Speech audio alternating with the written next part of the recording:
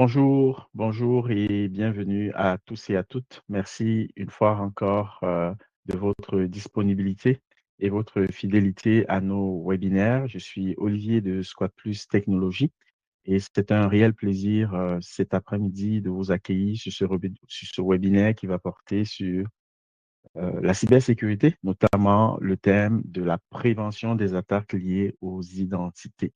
Alors, juste pour un petit rappel, c'est un webinaire qui est offert par Squad Plus Technologie, entreprise de services conseils basée à Montréal. Nous offrons une gamme de services aux entreprises et aux professionnels, parmi lesquels on a des services de formation dans lesquels s'intègre ce webinaire que nous offrons chaque vendredi, ou tout au moins une fois par mois, sur un sujet ou une thématique importante dans le domaine de l'info numérique, l'intelligence artificielle ou la cybersécurité. Donc, dans le cadre de ce webinaire, nous faisons venir un spécialiste du domaine. On va lui donner la parole pour qu'il se présente, Valdez Zali. Merci Olivier. Comme présenté par Olivier, comme dit Olivier, je suis Valdez Zali, professionnel des TIC et en particulier de la cybersécurité. Donc, je suis des vôtres aujourd'hui pour vous accompagner tout au long de cet atelier. Merci Valdez. Il faut dire qu'il y a une série de webinaires qui s'en viennent, hein. Ça, c'est le tout premier webinaire. Valdez interviendra sur d'autres sessions au courant des mois prochains. Valdez, pourquoi tu as voulu nous parler de ce thème spécifiquement en Oui, premier? oui, ce thème en particulier parce que, comme beaucoup l'ont constaté, tous les jours nous voyons dans les médias des annonces de cas de piratage et autres qui sont de plus en plus récurrents via l'usage global du numérique. Et l'un des éléments qui est un trait d'union, un trait commun entre tous ces cas, ça repose toujours sur l'identité. Le point d'entrée, c'est très souvent l'identité, une identité qui a été compromise, une identité qui a été récupérée sur un forum d'art web et autres, et qui a laissé lieu à beaucoup d'autres dérives. C'est la raison pour laquelle il nous a jugé intéressant de commencer par là, et parce que l'identité, c'est un peu comme la fondation de tout notre système d'information. Super, super. Alors, Valdez, je vais te laisser faire la présentation. À la fin de la présentation, on va parler des formations qui sont liées à la gestion d'identité que nous allons offrir dans le cadre de notre filiale Squad Plus Academy dans les mois à venir. Donc, Valdez, à toi le plancher. D'accord. Merci, Olivier. Bon, bonjour encore à tous. Sans plus tarder, nous allons présenter ici le sommaire de notre session de ce jour. Dès que vous voyez, après la présentation de l'intervenant, nous aurons un petit récap des objectifs. Qu'est-ce qu'on attend au travers de ce webinaire? Un état de lieu des cyberattaques au Québec et au Canada et aussi un bref dans le monde entier. Et quelques éléments sur le mythe de l'invisibilité, pourquoi certains estiment qu'ils ne sont pas visibles, et pourquoi ça les concernerait eux aussi. L'identité, de quoi il s'agit lorsqu'on parle d'identité.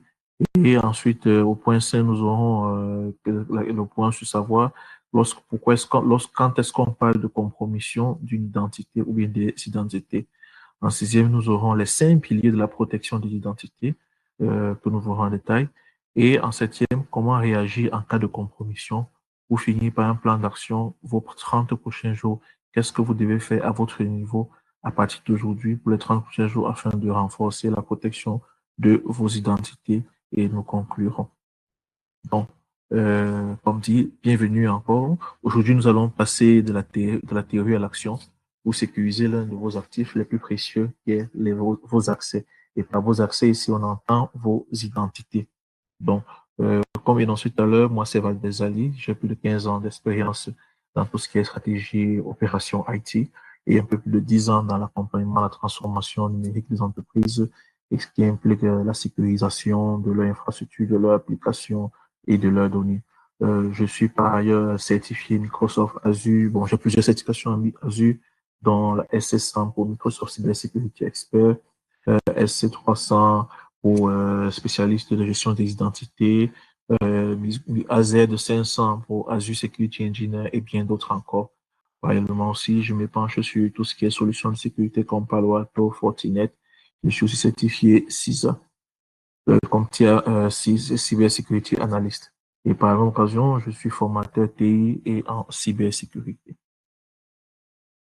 L'objectif de ce jour pour nous, c'est, à la fin de ce webinaire, il est question que chacun des participants soit en mesure de reconnaître les différents scénarios les plus fréquents qui sont manifestes en cas de compromission d'identité. En deuxième point, il sera question pour chacun de pouvoir mettre en place de façon autonome certaines mesures de protection qui sont efficaces, notamment MFA, les gestion d'accès, les politiques telles que nous allons voir plus en détail après. Et aussi, utiliser, en point 3, c'est utiliser des outils adaptés aux PME pour sécuriser vos comptes et vos données sensibles. Si vous êtes prêts, nous allons continuer. Donc, ici, lorsqu'on parle déjà, il est question de faire un petit état de lieu. On parle de compromission d'identité et il nous a plu de faire un peu, d'avoir un peu un état des lieux de façon globale dans le monde entier.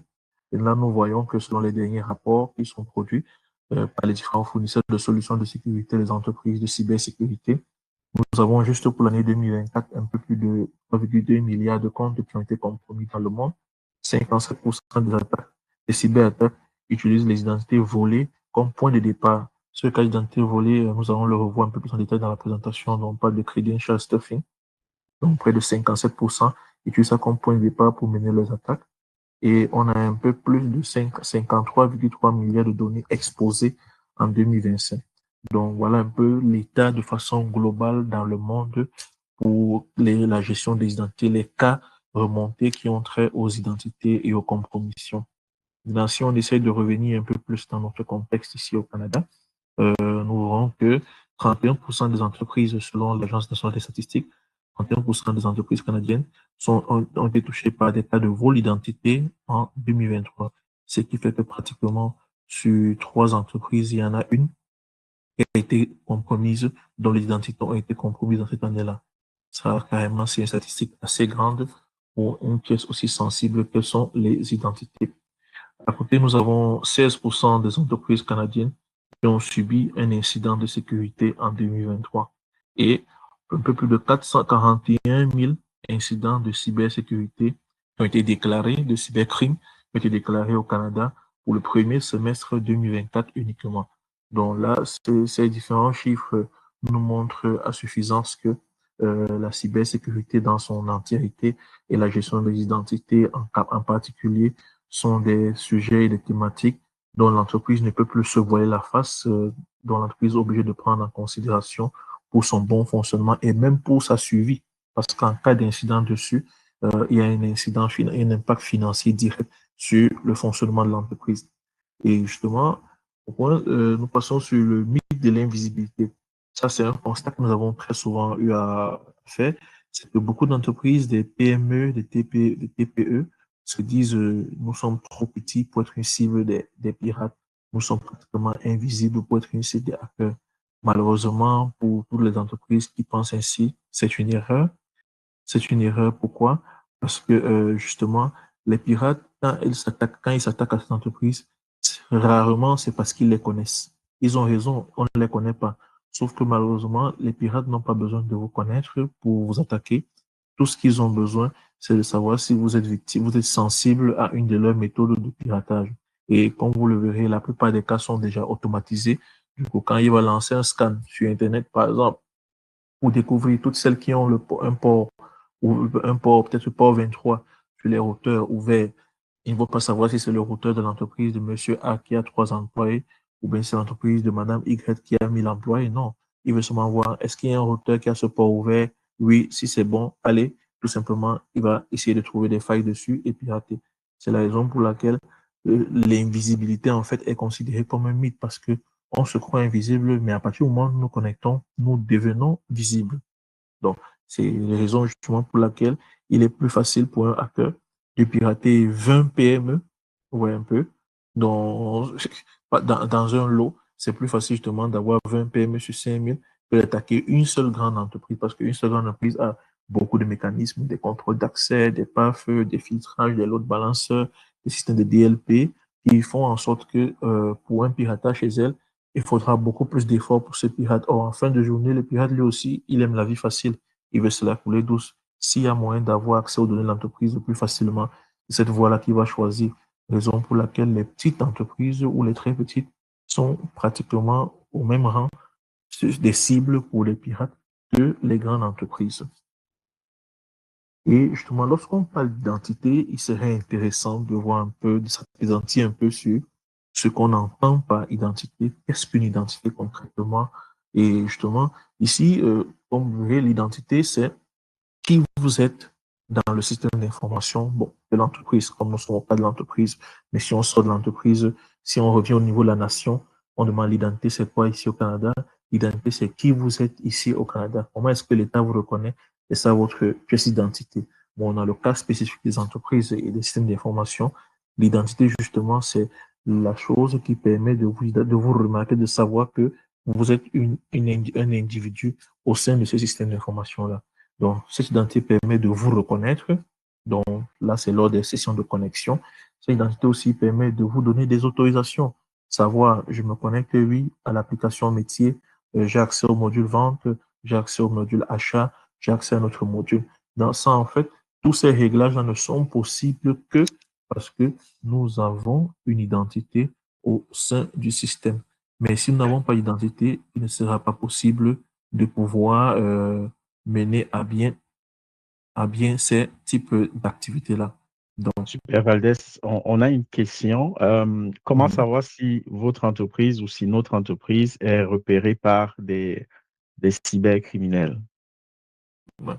donc cette question, nous avons une réponse à cette question à un point un peu plus bas de la présentation pour les Super, outils de veille et de monitoring. Ça, c'est l'un des moyens les plus faciles qui ne demandent pas de dépenser beaucoup d'argent. Donc, nous allons revenir justement à ce moment-là, je vais revenir sur super. cette question parce qu'on va présenter ça. Donc, comme je disais tantôt, pour l'identité, en fait, c'est ça, savoir qui vous êtes, pourquoi vous êtes, à quoi vous avez accès. Et bien sûr, on peut détailler ça un peu plus encore en profondeur, depuis où vous avez accès, dans quelles conditions vous avez accès et tout, mais ça revient toujours à l'identification de qui vous êtes. C'est ça qui est, c'est ça qu'on dit que l'identité, c'est la pierre angulaire de tout système d'information moderne parce que c'est à partir de votre identité qu'on vous assigne des propriétés qui peuvent être comme des droits d'accès, des horaires d'accès, des fonctionnalités auxquelles vous avez accès, des privilèges et bien d'autres. Donc, et justement, à partir d'identité, quand on a des définitions d'identité, qu'est-ce qu'on entend lorsqu'on parle de compromission d'identité? Donc, si on dit l'identité, c'est savoir qui nous sommes. Maintenant, non, la compromission d'identité aussi de son côté serait justement que qui nous sommes a été compromis, qui nous sommes a été utilisé par une tierce personne, qui nous sommes se fait passer pour autre, n'est pas ce à quoi ça renvoie. C'est la raison pour laquelle lorsqu'on parle de compromission d'identité, très souvent, on fait référence au vol de mot de passe, par exemple, aux sessions actives qui sont volées. Les sessions actives, par exemple, vous êtes connecté à votre application bancaire depuis votre téléphone. Quelqu'un via le Wi-Fi ouvert où vous êtes connecté réussit à voler votre session. Il se fait passer auprès de votre banque comme étant vous. Là, c'est un vol de session active. Ils ont volé votre identité pour se faire passer pour vous. Et justement, on peut appeler avec l'usurpation d'identité, se faire passer pour les uns pour les autres et jouir des privilèges qui n'étaient pas affectés à ces personnes-là. Donc, justement, on voit ici que la compromission d'identité est très souvent le point d'entrée numéro un. Dans les statistiques qui sont fournies, on a 73% des cas de brèche qui impliquent l'élément humain. Et bien sûr, quand on dit élément humain, ce n'est pas forcément intentionnel pour la personne, mais c'est juste que bah, l'utilisateur a été le chemin, le cheval de Troie que le hacker a utilisé pour entrer dans le système, que ce soit en volant ses identifiants de connexion, dont le mot de passe, en volant sa session ou en usurpant son identité via les techniques d'ingénierie sociale, quoi. Donc, si un pirate a votre identifiant, dans votre nom d'auteur, mot de passe, c'est vrai, ça va être compliqué pour les mécanismes de sécurité de pouvoir l'arrêter de se connecter dans votre système. Donc, il pourra entrer et il pourra s'introduire dans votre système sans aucune autre forme de procès. Bien sûr, Ça, c'est de façon générale. Mais on peut, dans les cas d'entreprises un peu qui ont des structures, des infrastructures un peu plus colossales, il y a des contrôles compensatoires qui peuvent être déployés de telle sorte que même en cas de vol de mot de passe, vol d'identité, l'utilisateur n'ait pas directement accès. Et nous allons voir même plus bas dans la présentation quelques-uns de ces contrôles qui peuvent être implémentés afin de limiter les risques en cas de vol d'identité. Et justement, dans les cas des différents cas de compromission d'identité, l'un des moyens le plus populaire, c'est ce qu'on appelle souvent le phishing ou bien hameçonnage, qui est justement la porte d'entrée classique. Il se manifeste par des courriers urgents qui vous demandent à poser une action rapide sans trop réfléchir, sachant que pendant ce temps-là, vous ne serez pas vigilant, vous allez peut-être cliquer où il ne faut pas, vous allez envoyer une information où il ne fallait pas et autres. Il y a des cas de SMS avec les smishing. On vous envoie un message, un SMS disant peut-être que vous avez essayé de vous authentifier à votre compte bancaire, mais le mot de passe n'est pas le bon. Veuillez renvoyer par SMS le bon mot de passe pour avoir accès à votre compte, sinon il sera bloqué dans les prochaines 30 minutes. Ça, par exemple, c'est une technique de hameçonnage que les hackers utilisent pour vous pousser à réagir en vous poussant à envoyer vos identifiants, vos informations de connexion. Et une fois en possession de ces informations, eux, ils pourront se faire passer pour vous et avoir accès à votre compte, quoi. Et bon, l'un des derniers, pour le troisième point sur le cas du hameçonnage, c'est avec l'intelligence artificielle générative qui rend les messages assez parfaits, assez bons. Il n'y a plus de fautes d'orthographe, il n'y a plus de fautes de syntaxe et autres. Les outils comme ChatGPT, Claude, Gemini et autres permettent de produire des contenus fictifs assez plausibles de manière à flouer même les utilisateurs aguerris. Donc, la recommandation ici, la première chose à faire, c'est la méfiance. Nous devons être méfiants. C'est le paf humain qu'on appelle, dans le cerveau humain qu'on appelle la méfiance ici, parce que c'est lui qui va vous permettre de voir une information et de douter un peu que, bon, est-ce que c'est vrai? Si c'est vrai, dans quelles conditions? Donc, ça pousse notre capacité d'analyse à aller un peu plus loin. Donc, très souvent, on parle de critical thinking. Donc, si je vois, par exemple, un message en pleine journée comme ça, un SMS qui arrive, il me dit, veuillez envoyer votre mot de passe par SMS à ce numéro-ci parce que votre compte est bloqué. Je suis censé savoir que non, en aucun moment ma banque ne va me demander mon mot de passe. Ça, c'est une information d'abord claire. Très souvent, lorsque vous souscrivez à un établissement financier, il vous envoie souvent un message dans ce sens pour vous dire en aucun moment, ils ne pourront vous demander votre mot de passe en clair. Donc, si jamais je reçois un message qui me dit qu'on a besoin de mon SMS, de mon mot de passe, là, je sais directement que certainement, c'est une tentative d'hameçonnage, que ce soit par SMS ou par mail. Le service informatique a demandé de vous leur envoyer le mot de passe de l'application, votre compte dans l'application métier, parce qu'il veut se connecter à votre place pour effectuer une réparation. Non, ça ne doit pas avoir lieu. Donc, c'est les éléments d'hygiène de sécurité qui doivent vous rendre méfiant là-dessus. Donc, ici, surtout quand on met le critère urgent ou inattendu déjà ou rapidement, on veut vous pousser à poser une action rapide, clique sur le lien suivant et autres. Ça, c'est les indicateurs qui vont nous faire savoir qu'il y a quelque chose qui se trame en arrière-plan et d'être plus vigilant. Dans ce cas, si je reçois un message de mon collaborateur Pierre, qui me dit, Valdez, s'il te plaît, j'ai oublié le numéro de compte bancaire que j'avais utilisé pour le virement la dernière fois. Il y a eu un changement de dernière minute. Transfère plutôt l'argent sur ce compte-ci. Si je reçois un message de ce genre, c'est surprenant parce que ce n'était pas, c'est inattendu. Directement, ce que je dois faire, c'est essayer de joindre mon collaborateur via un autre canal, s'il y a moyen physiquement même, ou bien via un autre canal, et confirmer avec lui que, qu'est-ce que tu demandes là? J'ai reçu un mail, je veux savoir qu'est-ce que tu demandes. Voilà, et très souvent, en le faisant, c'est là que vous voyez que bon, lui n'est même pas au courant. Peut-être c'est son ordinateur qui est utilisé pour se faire passer pour lui et vous envoyer ce message-là. Donc, c'est juste un cas d'usage. Donc, à côté du, du cas de hameçonnage, on a le credential stuffing. En fait, c'est quoi? C'est que malheureusement, plusieurs sites web, plusieurs plateformes web ont eu à se faire pirater au fil des années.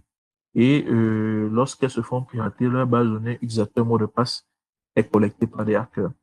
Alors, une fois que ces derniers ont ces identifiants-là, ce qu'ils vont faire, c'est que ils vont se charger de prendre les identifiants qui sont là-bas et fouiller d'autres plateformes qui auraient les mêmes identifiants.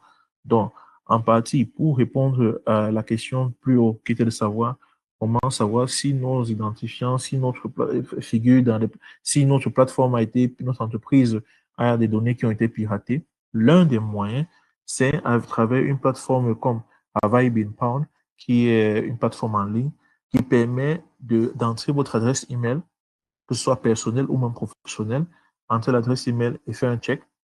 Si votre adresse appartient à une base qui a été piratée, directement, vous allez recevoir par mail une notification pour dire, ah, votre adresse figure dans la liste des comptes qui ont été piratés sur Adobe en 2025, sur LinkedIn peut-être en 2023, sur Twitter en 2020, sur je ne sais pas quel autre site avec l'année. Donc, il va vous donner des informations précises pour permettre de savoir quand est-ce que cela a eu lieu. Et si par exemple c'est votre boîte mail d'entreprise, ça va aussi vous dire si jamais ça figure dans un dump d'une brèche qui a eu lieu dans les années avant. Et très souvent, on va vous demander de réinitialiser urgemment votre mot de passe parce que certainement, si votre nom d'utilisateur et mot de passe apparaît dans cette base-là, ça veut dire que les hackers la connaissent déjà et peut-être ils sont en train de l'utiliser depuis même sans que vous ne vous rendez compte. Donc, au point suivant, ici on a, quand on parle de compromission d'identité, ici il y a justement aussi les aspects légaux, notamment avec la loi 25, justement, ici au Québec, qui demande aux entreprises de notifier les utilisateurs en cas d'incident qui surviendrait sur les données qu'elles sont en train de traiter pour ces derniers.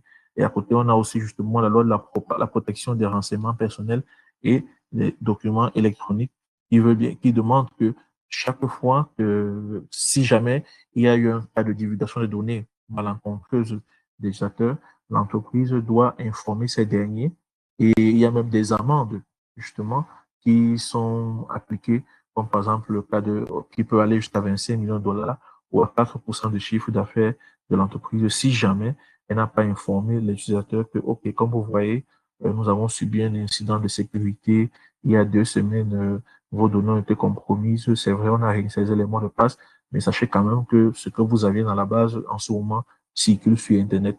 Donc, c'est pour ça qu'on dit ici, l'ignorance n'est plus une défense légale. Parce qu'avant, l'entreprise pouvait dire, ah, je n'étais pas au courant et tout.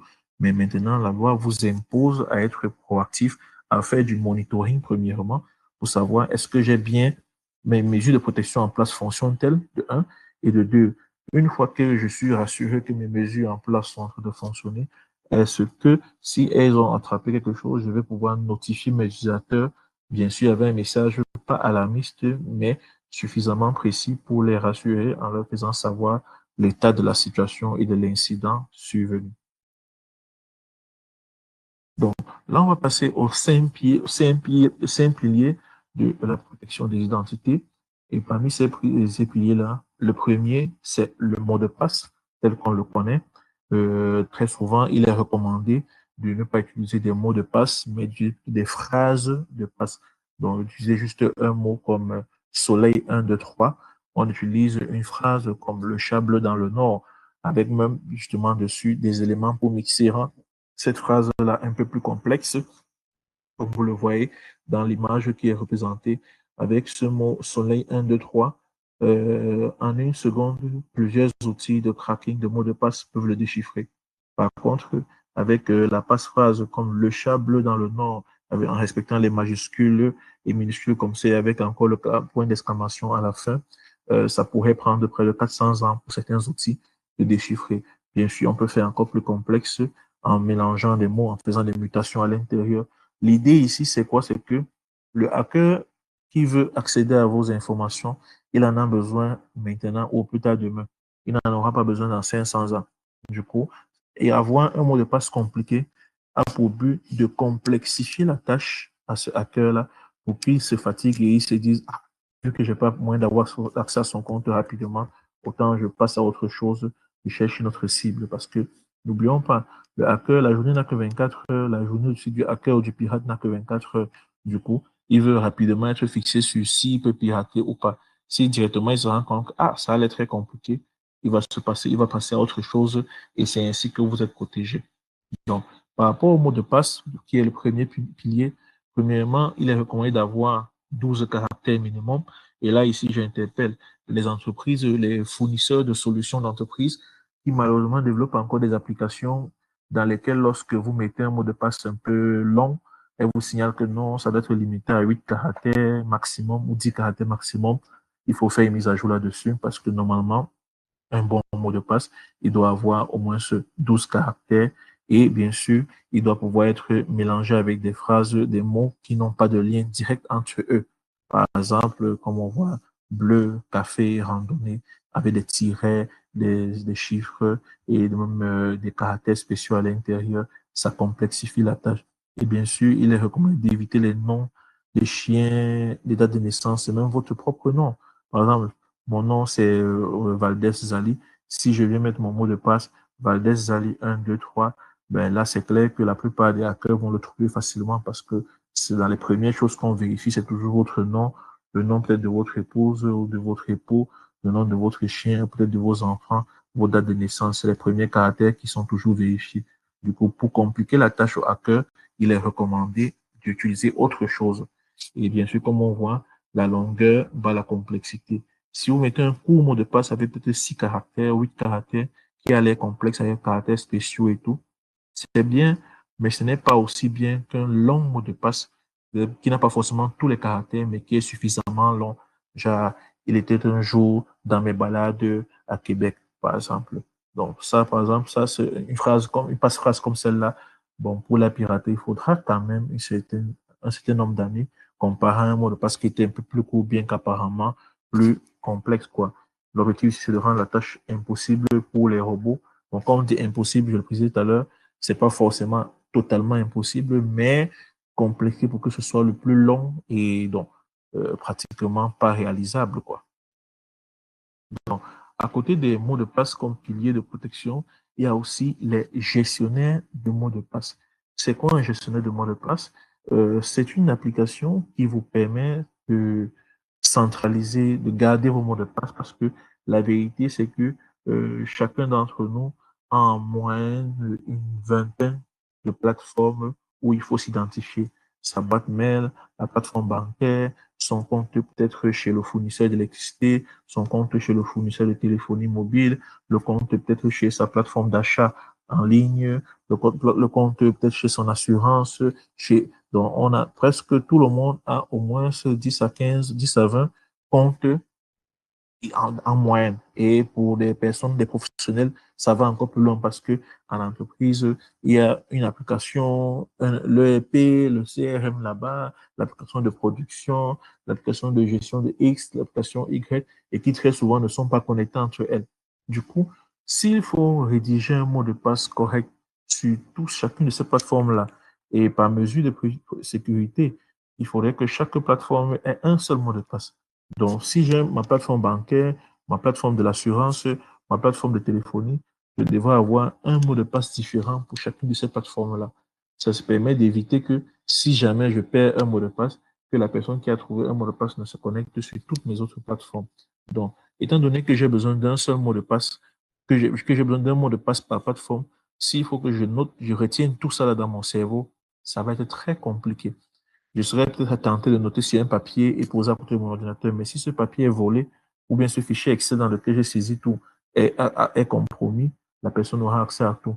C'est donc là où on a créé des coffres-forts numériques qu'on appelle des password managers ou les gestionnaires de mots de passe qui permettent de centraliser ces mots de passe-là à partir d'une clé principale. Vous avez accès à tous vos autres mots de passe et qui vous aide même à appliquer les bonnes pratiques de mots de passe. Parce que, comme on vous dit, générer un mot de passe de 20 caractères avec alphanumérique, caractères spéciaux, ça va être compliqué d'imaginer ça.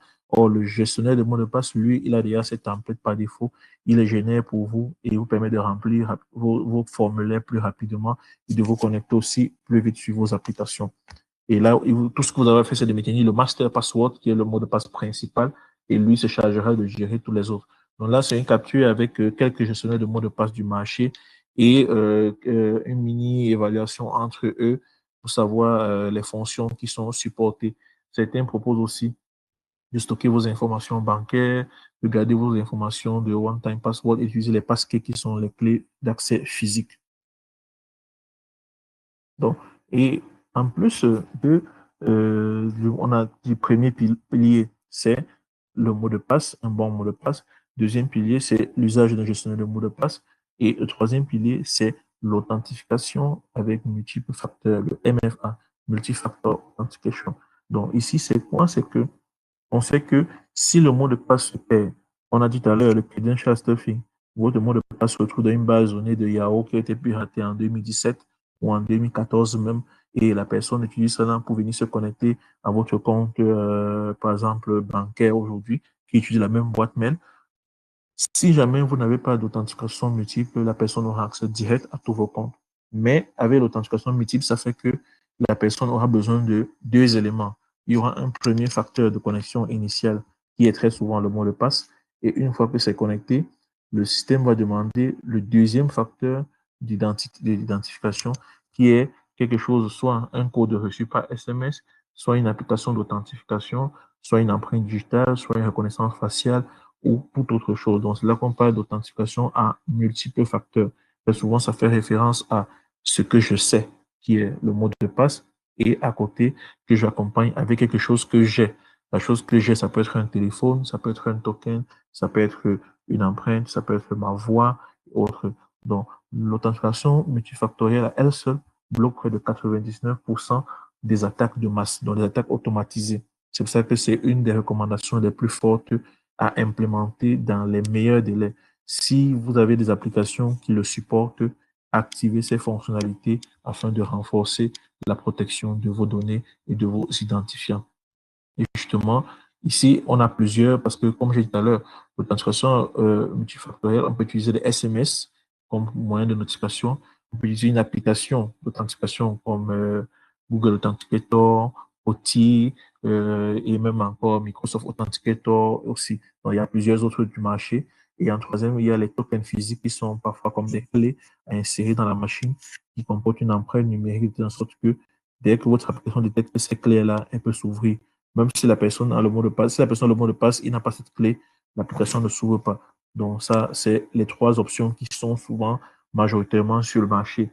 Maintenant, il y a un ordre de préférence dessus, c'est vrai, mais la recommandation est, quelle que soit la solution, utilisez au moins une. C'est même la solution la plus faible, qui est le SMS, vaut nettement mieux que de ne pas avoir d'authentification multiple du tout. Oui, ok.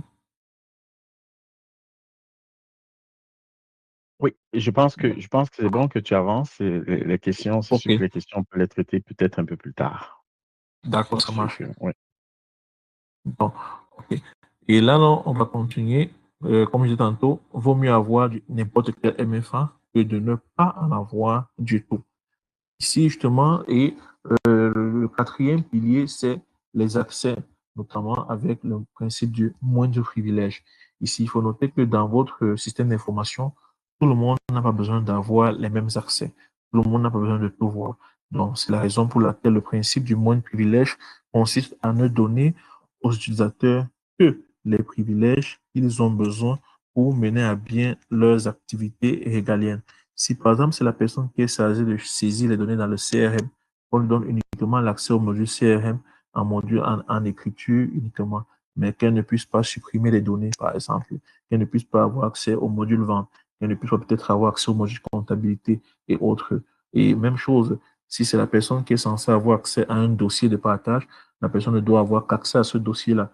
Or, malheureusement, certaines entreprises, une des mauvaises pratiques qui est souvent utilisée, c'est donner tous les privilèges pour que les utilisateurs ne se plaignent pas, qu'ils puissent tout faire, juste que malheureusement, oui, l'utilisateur, lui, pourra tout faire, mais malheureusement, ça peut arriver que cet utilisateur ne soit pas forcément bien intentionné et il se retrouve à manipuler des données de l'entreprise à des fins négatives ou bien même encore à son propre insu que son compte soit compromis. Et une fois que son compte est compromis, vu qu'il avait des actions vraiment, des privilèges élevés, une fois son compte est compromis, l'utilisateur, la personne qui a compromis son compte se fait passer pour lui et a accès aussi à tout notre système d'information. C'est ça qu'il faut faire cette forme de cloisonnement-là en limitant la portée de chacun. Par exemple, l'administrateur DB n'est pas censé être administrateur du système sur lequel il y a les DB ou il est admin. parce que ce serait à lui donner les droits sur la BD, sur le système et peut-être même encore sur l'application. Non, il faut faire une séparation de privilèges et ne donner que ce que l'utilisateur a droit. Donc là, par exemple, si on limite les accès des utilisateurs, il ça permet aussi de révoquer les utilisateurs des employés qui sont partis. Donc il faut faire une veille permanente sur, une fois qu'on a un employé n'est plus dans l'entreprise, décommissionner tous les endroits où son compte figurait. Soit vous avez un système d'authentification centralisé, ce qui est recommandé, qui permet juste de désactiver sur un endroit pour que les ramifications s'appliquent sur tous les systèmes connectés via Open Authentication ou bien autre protocole, soit aller manuellement dans chacune des applications où cette personne avait des accès et les désactiver. Il est aussi recommandé pour cette bonne pratique-là de mener régulièrement un audit, au moins une fois par trimestre, des identités. Donc, pour savoir qui est-ce qu'on a dans notre système d'information et ce compte, si c'est à quoi. Quand je dis qui, le compte d'identité précision peut être une personne, un individu ou aussi une autre application ou un système tiers. Et un cas qui n'est pas souvent vu, c'est le cas des prestataires. On a eu un prestataire qui vient pour peut-être le déploiement d'une application. On a créé un de ses comptes pour l'accès d'être à notre au data center pour son badge d'accès. On a créé son compte, oui, mais une fois que sa mission est terminée, une fois que son projet est fini, ses accès doivent être révoqués. Sinon, c'est qu'une fois parti, il pourra toujours, quelqu'un d'autre pourra se faire passer pour lui ou lui pourra toujours avoir accès à notre centre de données. C'est la même chose pour les différentes applications où on a des parties prenantes qui ne sont pas là de façon à temps plein tous les jours ou bien de façon permanente, quoi.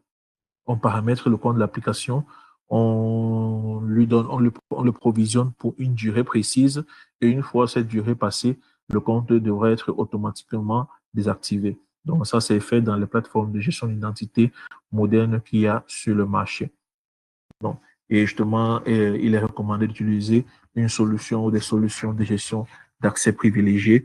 Donc, on parle souvent de solutions de PAM, Privileged Access Management, qui permet de contrôler ceux qui font les tâches d'administration et de limiter qu'ils ne puissent avoir accès à des mots de passe clairs, mais qu'ils aient des tickets de session pour, je prends par exemple le cas, l'utilisateur qui veut se connecter à la base de données pour faire une action qui demande les privilèges admin.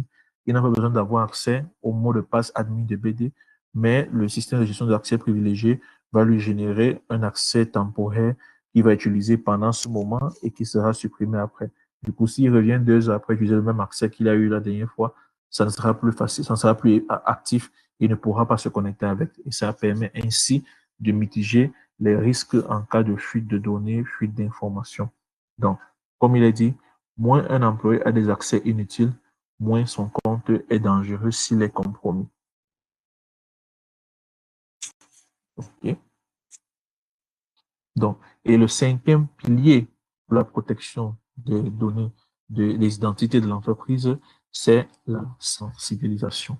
Ici, la sensibilisation, c'est celle qui est faite sur le facteur humain, donc qui est le PAF humain. Parce qu'en fin de journée, c'est l'action est très souvent posée entre le clavier et la chaise. Donc, c'est l'utilisateur qui clique, qui manipule, qui valide, qui choisit de cliquer sur autre chose. Du coup, il faut bien que vos employés, qui sont la première ligne de défense, soient formés, donc pas juste une fois par an pour valider une case à cocher du rapport d'audit, mais pour comprendre vraiment c'est quoi les dangers et comment s'en prémunir, comment les éviter. La culture de l'erreur, on ne doit pas effrayer les employés, de sorte que quelqu'un peut commettre une erreur, il a peur de dire qu'il a fait une erreur, sauf que le fait qu'il ait peur de dire l'erreur est déjà là, les dommages vont s'en suivre. Il faudrait qu'il y ait une culture d'accessibilité où il soit libre de pouvoir dire, ah, j'ai cliqué par méga d'ici, et rapidement, les équipes en charge pourront faire le suivi. Et bien sûr, faire des simulations de phishing pour s'assurer de la bonne maîtrise de ces différents éléments-là. Donc, comme il est dit, la technologie aide, mais l'œil humain, qui est très souvent un peu plus averti, permet d'avoir une vue un peu plus précise et permet de mieux se protéger dans ce genre de contexte-là. C'est l'outil de détection le plus fin. Donc, comment réagir en cas de compromission? Premièrement, comment savoir si vous êtes déjà compromis? Premièrement, il faudrait avoir des mécanismes pour détecter l'invisible, c'est-à-dire les alertes de connexion inhabituelles. Je prends l'exemple, je suis allé en congé, mais bizarrement, on remarque que mon compte s'est connecté à une heure tardive ou bien à une heure de journée. Alors qu'en temps normal, mon compte est censé être désactivé parce que je suis en congé. Mais dans les logs de connexion, on voit qu'il y a mon compte qui s'est connecté. Ça, c'est censé déjà mettre la puce à l'hôtel à l'utilisateur. Les plateformes comme les outils et plateformes comme Havai Binpound, dont j'ai parlé plus haut, qui permettent aussi d'avoir une vue de sensibilisation, d'avertissement que, OK, apparemment, mon compte est dans une base de données d'informations piratées, les données de l'entreprise sont dans une base de données d'informations piratées. Et en dernier, on a la surveillance du dark web. Donc, très souvent, c'est inclus aussi dans les gestionnaires de mots de passe. C'est pour ça que c'est aussi intéressant d'avoir un très bon gestionnaire de mots de passe parce que en cas de corruption de certaines de vos identités, ils vont très souvent vous avertir en premier même que le compte aussi que tu as utilisé a été trouvé dans une base de données comme ça, là, tant, du coup, il faut changer votre identifiant, il faut changer ce mot de passe, l'identifiant, le mot de passe lié à ce compte-là. Et ici, ça fait appel à la notion qu'on appelle souvent de threat intelligence, analyse des menaces, dont l'intelligence qui a trait aux menaces, qui est une discipline de la cybersécurité totalement à part, assez fournie avec l'open source intelligence. Mais l'idée, c'est de monitorer les forums de hackers, les plateformes comme les forums des éditeurs d'antivirus et autres qui publient régulièrement sur les cas d'attaque, de piratage et autres. Et là, de savoir si jamais votre nom figure dans l'un ou dans l'autre, ou bien parfois de se faire accompagner par un manager de security service provider, les MSSP, qui, eux, ont pour charge de faire ça pour le compte de leurs entreprises clientes.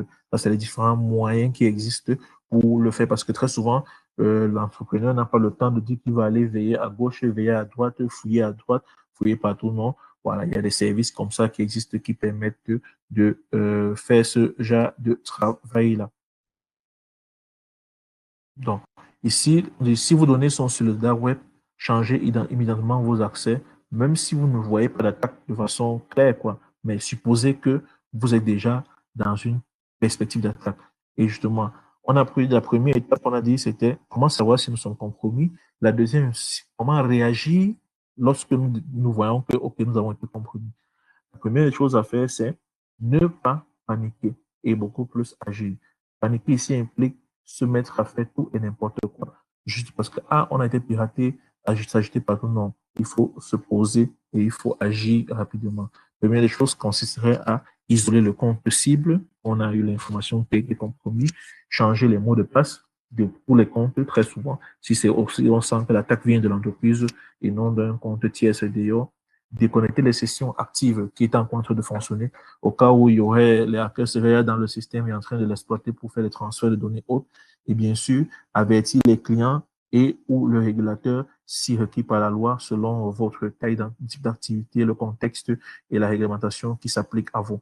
Donc, pour faciliter ça, très souvent, il est recommandé d'avoir un plan qui peut être juste sur 2 pages, qui permet de récupérer rapidement les données de l'entreprise. On parle souvent des Standard Operation Procedures, qui sont des documents de SOP, que c'est bien d'avoir ce genre de documents, ou parfois, dans votre politique de sécurité, normalement, vous êtes censé avoir une politique de réponse en cas d'incident qui inclut comment vous devez réagir si jamais on détecte qu'il y a eu une compromission. Parce que c'est important ce document, parce que très souvent, lorsqu'on n'est pas préparé, l'incident survient, on agit un peu n'importe comment, on fait tout sans faire forcément ce qui est nécessaire. Or, lorsqu'on a un plan d'action clair, défini, les acteurs, qui est informé, qui est le responsable, qui est le porte-parole de l'entreprise dans ce genre de cas, si jamais on dit, OK, un matin on se lève, on voit les données de l'entreprise, X sont disponibles dans les dark web, leur site web a été défacé, leur compte Facebook contacte les clients pour raconter pour envoyer des messages obscènes, les trucs un peu comme ça. Quelle est l'action à poser? Qui est la personne qui va poser cette action-là? Dans quel contexte cette personne posera cette action? Donc, c'est autant de choses. Et justement, ici, là, c'est une proposition de plan d'action pour les 30 prochains jours pour vous. C'est de savoir, OK, au sortir de cet atelier-ci-là, et ce qui a été dit, qu'est-ce que je fais concrètement pour améliorer l'état de sécurité de mon entreprise particulière? Premièrement, il est recommandé dans la première semaine déjà de faire un inventaire des comptes critiques. Quels sont tous les comptes sensibles qui ont des privilèges élevés, qui ont des accès très sensibles que nous avons au sein de notre entreprise. Deuxième action, c'est activer l'authentification multifactorielle partout, sur tous les comptes. Donc, autant que faire se peut, c'est d'activer ça. Si jamais vous avez des applications qui ne supportent pas ça, ce serait l'occasion de discuter avec les partenaires qui ont développé ces applications-là, de voir comment inclure cette fonctionnalité-là au sein de l'application. Et un troisième point, la semaine 3, par exemple, c'est de définir, de déployer un gestionnaire de mots de passe qui est utilisé au sein de l'entreprise sur tous les postes. Je recommande un qui est utilisé au sein de l'entreprise sur tous les postes parce que en cas de départ et mouvement d'emploi et autres, pour les clés de recouvrement et des comptes, c'est facile parce que c'est lié très souvent à l'annuaire central de l'entreprise. Du coup, les administrateurs IT de l'entreprise auront un moyen de pouvoir révoquer, manipuler les accès dessus, quoi. Bon, maintenant, s'il n'y a pas un central dans l'entreprise, il peut aussi en avoir des gestionnaires de mots de passe individuels sur chaque utilisateur, selon le contexte de l'entreprise, mais c'est toujours bien d'en avoir un. Et en quatrième point, c'est de mener une action de formation et de sensibilisation aux différents utilisateurs sur le phishing, sur la cybersécurité. Pour le phishing, il y a des plateformes open source comme GoFish qui permettent de créer des simulations de phishing, d'avoir des états de retour de combien de personnes ont cliqué, combien n'ont pas cliqué, combien ont répondu, ont fait suivre le message à leur DSI en signalant qu'il était suspicieux, combien ne l'ont pas fait. Bref, d'avoir des informations beaucoup plus granulaires sur le comportement de l'utilisateur après que la tentative de phishing ait eu lieu ou pas. Donc voilà un peu quelques éléments ici. Et justement, comme dit, l'objectif ici, c'est pas de viser la perfection. Non. Parce que si vous le faites, vous allez vous perdre alors qu'il est question d'avancer d'un pas. Ici, c'est de faire une amélioration constante de votre posture de sécurité. On était dans une position où on n'avait pas de MFA, maintenant nous avons un. On était dans une position où on n'avait pas de visibilité sur les comptes dans notre entreprise, maintenant nous avons un inventaire à jour de nos comptes. On était dans une position où on ne faisait même pas d'audit de nos accès. Maintenant, chaque mois, nous faisons un audit de nos accès. C'est un plus et il faut aller vers là. Mais ne vous mettez pas la pression de dire, ah non, je veux le dernier outil qui fait l'analyse des comptes avec la cybersécurité mélangée avec l'AI et tout. C'est bien d'avoir ça, mais il faut commencer quelque part et ne simplifiez pas vos efforts parce que chaque effort dans ce sens-là est un effort, un pas dans la bonne direction. Et justement, par rapport à ça, en conclusion, il y a plusieurs ressources qui sont disponibles en ligne et l'une des ressources d'autorité que je recommande vivement, c'est celle sur la plateforme cyber.gc.ca. Il y a plusieurs des éléments à disposition pour les entreprises, les particuliers, pour savoir comment vous protéger des solutions et autres. Il y a beaucoup de contenus qui sont mis à disposition là-bas. Vous pouvez vous en servir. Donc, notons que la cybersécurité, la sécurité, c'est un voyage et ce n'est pas une destination. Donc, notre rôle à Squad Plus Technologie, c'est de vous assurer, de vous accompagner dans ce voyage-là afin qu'il soit le plus agréable possible. Donc, voilà. Merci encore et je vous remercie. Nous allons passer aux questions. Super, Valdez. Est-ce que tu... OK, oui, tu m'entends. Donc, oui, très belle présentation. Merci, Valdez. Alors, oui, on avait quelques questions dans le chat, notamment, quels outils recommandez-vous pour cartographier la surface d'attaque externe d'une PME? Voilà. Donc, par exemple, si on veut recommander, si je veux recommander des outils pour cartographier la surface d'attaque d'une PME, par exemple, quoi. Donc, il y a déjà des outils de dark web monitoring dont nous avons parlé ici. Donc, ça, il faut déjà avoir ça. Et maintenant, à côté de ça, il y a des outils un peu comme CISO Assistant, qui est un outil de gestion des risques et de cartographie des risques, qui vous permet d'avoir une vue assez précise sur quels sont mes risques, quelles sont les sources potentielles et quelles sont les mesures que j'implémente pour facilement les encadrer. Parce que avec la gestion de risque, le but, ce n'est pas forcément d'éliminer le risque, mais de pouvoir appliquer des contrôles compensatoires pour encadrer ce risque-là. Donc, des outils un peu comme CISO Assistant sont assez recommandés dans ce cas et c'est une solution qui est open source que vous pouvez déployer vous-même en interne sur une instance et pouvoir le gérer. Maintenant, si on est dans une infrastructure cloud, dont je prends le cas, par exemple, de Microsoft Azure. Donc là, par exemple, dans le cas de Microsoft Azure, vous avez par exemple un outil comme Microsoft Defender External Attack Surface Management qui est inclus selon l'abonnement que l'entreprise a dans Microsoft Azure Defender Sentinel, qui permet justement d'avoir cette vue globale là sur les menaces qui ciblent l'entreprise et ses actifs. À côté, vous avez des solutions comme celle de Qualys, qui External Attack Surface Management, pareil aussi, ou de CrowdStrike, Falcon, bon, qui est une solution assez onéreuse, ou de Secognito. Donc ça, justement, c'est des solutions qui permettent à l'entreprise d'avoir une vue sur ses potentielles menaces. Super, super. Merci Valdez, je vois il est déjà 13 h. Merci pour cette présentation et on peut dire cet aperçu-là, cette vue 360 degrés qui a débouché sur, au fond, une meilleure compréhension, un meilleur survol de ce qui va être nécessaire pour les entreprises moyennes et plus petites de pratiques qui leur permettraient de protéger comme ça leurs ressources informationnelles.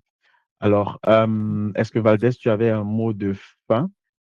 Nous savons que à Squad Plus Academy, nous avons des formations qui permettent comme ça de développer des compétences qui outillent les professionnels dans ce sens. Est-ce que tu peux nous en parler aussi brièvement avant qu'on ne complète? Voilà. Donc, toujours dans ce même ordre d'idée de protection des données de l'entreprise, protection des identités, il faut noter que plusieurs solutions sont disponibles, plusieurs options sont disponibles sur le marché qui permettent de renforcer les données la protection des données de l'entreprise. Et à cet effet, il y a par exemple la formation sur la certification Microsoft SC300 qui a pour but justement de protéger les identités et les accès des administrateurs au sein d'une entreprise. Dont l'objectif ici, c'est permettre de gérer le cycle de vie des identités de l'entreprise, d'implémenter une authentification avec un contrôle d'accès assez solide, de mener une très bonne gouvernance des identités et prendre en compte les risques des accès non identifiés et la surveillance, le dépannage, le reporting.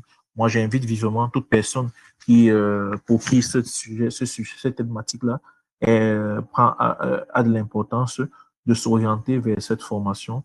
SC300, c'est celle qui vous donnera vraiment les outils en détail parce que là, on aura l'occasion de faire des labs pratiques sur comment se protéger, comment organiser des campagnes de phishing, comment se protéger des cas de tentatives de phishing, les différents scénarios de protection d'identité, des précisions des permissions et autres, quoi.